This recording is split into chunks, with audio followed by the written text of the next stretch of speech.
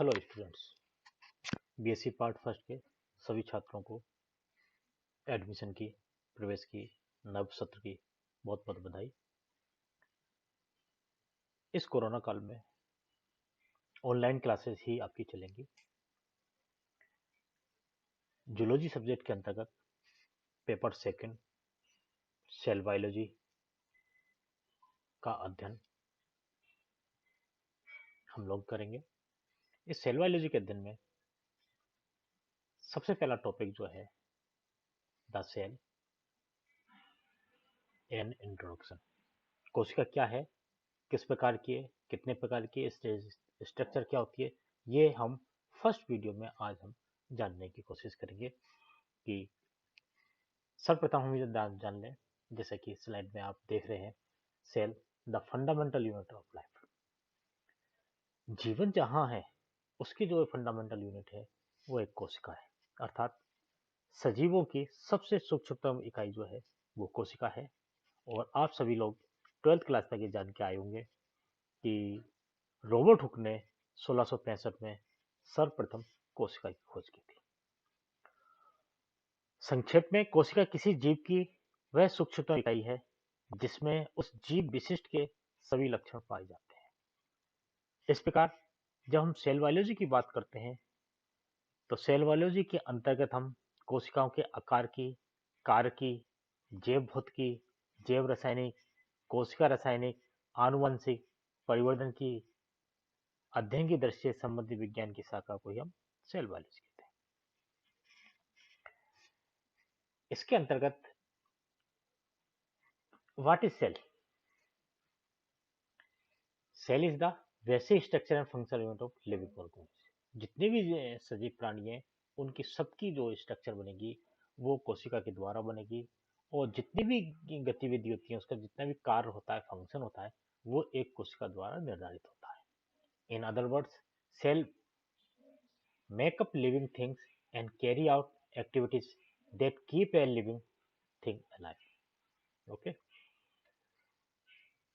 यहाँ cell theory के बारे में हमें जानना है। उससे पहले थोड़ा सा हम यहाँ ये और जान लें कि जब रॉबर्ट हुक ने कोशिका की खोज की थी उस समय उन्होंने एक डेड सेल की खोज की थी। इसके बाद डच वैज्ञानिक एंटनी वान ल्यूवेनहुक ने 1674 में जीवित कोशिका की खोज की और उन्होंने अपने सूक्ष्मदर्शी द्वारा प्रोटोजोआ, जीवाणु, शुक्राणु, लाल रक्त कोशिकाओं का अध्ययन किया।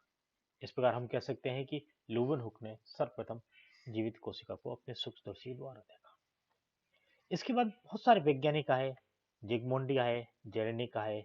इन सबों ने जैसे जैसे इलेक्ट्रॉन सूक्ष्मदर्शी का विकास होता रहा, कोशिका के बारे में अध्ययन और आगे बढ़ता रहा। फिर इसके बाद आता है मैथियस जैकब स्लाइडन और थियोडोर स्वान के नामक वैज्ञानिकों ने कोशिका सिद्धांत दिया कि भाई कोशिका सिद्धांत क्या है।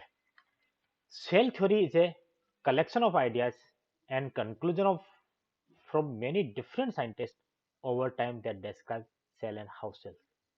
ये सेल थ्योरी के बारे में हम जेकब स्लाइडेन और थियोडोर स्वान के बारे में कहते हैं, लेकिन इससे पहले कई वैज्ञानिकों ने इसमें अपना योगदान दिया था।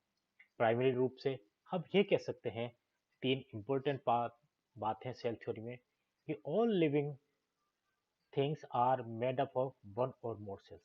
जितनी भी जीवित कोशिकाएं हैं या जितने भी सजीव हैं वो एक या एक से अधिक कोशिकाओं से मिलकर बने हुए हैं। All living cells arise from pre existing sales by division.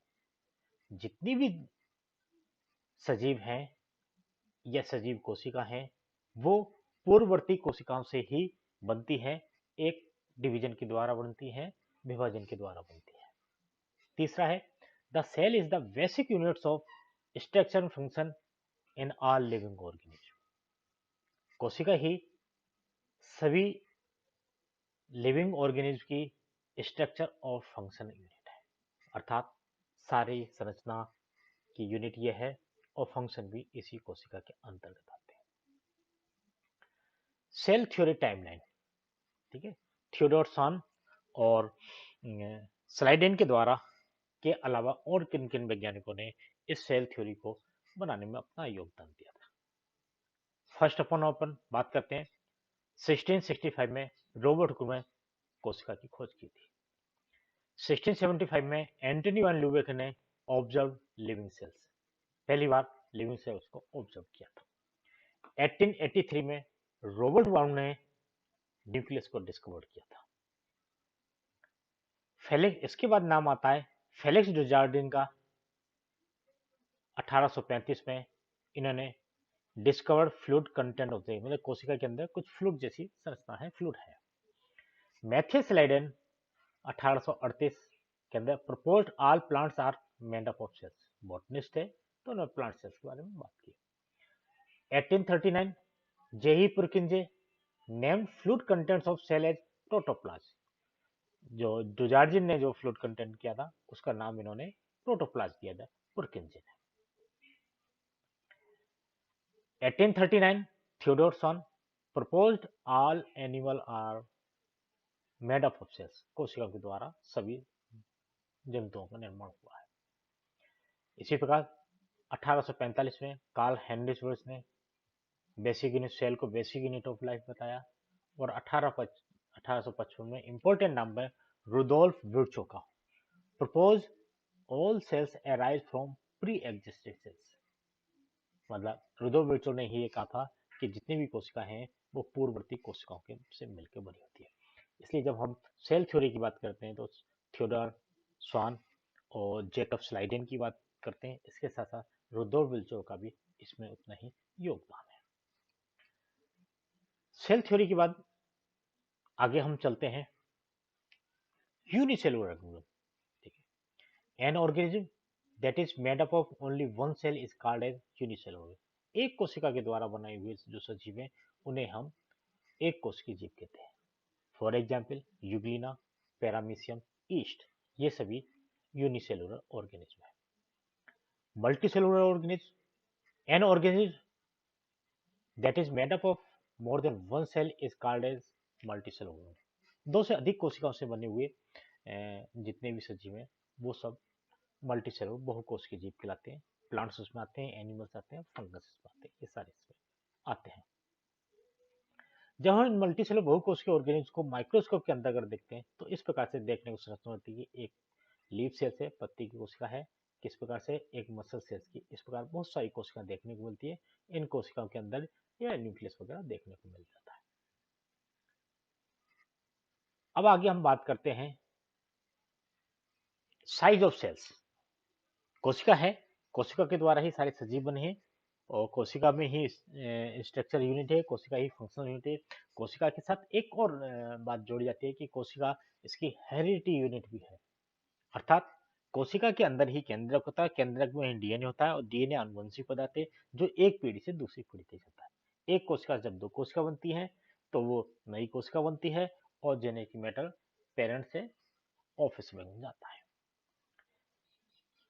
Size of cells, cells vary in size, बहुत अनुपात बहुत अलग अलग है, छोटे से लेके बड़े तक साइज का है। Most cells are very small, microscopic अधिकांश है, सम में भी वेरी लार्ज, मैक्रोस्कोपिक है जो नेकेड आई के द्वारा देख। The unit used to measure size of a cell is micrometre. 1 micrometre is equal to the 1/1000 millimetre. ये एक यूनिट है जिसके द्वारा हम सेल की साइज देखते हैं। Smallest cells that is the smallest cells जिसे माइक्रोप्लाज्मा कहते हैं, माइक्रोप्लाज्मा गेट ले भी साइज 0.1 माइक्रोमीटर। लार्जेस्ट सेल्स ओस्टेज का है साइज 18 सेंटीमीटर। तो ये स्मॉलेस्ट और साइज, तो ये इन एज साइज के बीच में सारी कोशिकाओं की साइज वेरी करती है और वेरिएशन है करती है। Size of cells in humans, यदि मानव में हम बात करें तो कौन सी साइज, कौन सी कोशिका छोटी है कौन सी बड़ी है, यही है इस डायग्राम में स्पष्ट है कि स्मॉलेस्ट सेल्स जो हम कहते हैं वो स्पर्म सेल्स है। शुक्राणु जो कोशिका है वो सबसे छोटी कोशिका है जिसका साइज 5 माइक्रोन मीटर है। और लार्जेस्ट सेल के रूप में ओवम सेल है। ओवा जो है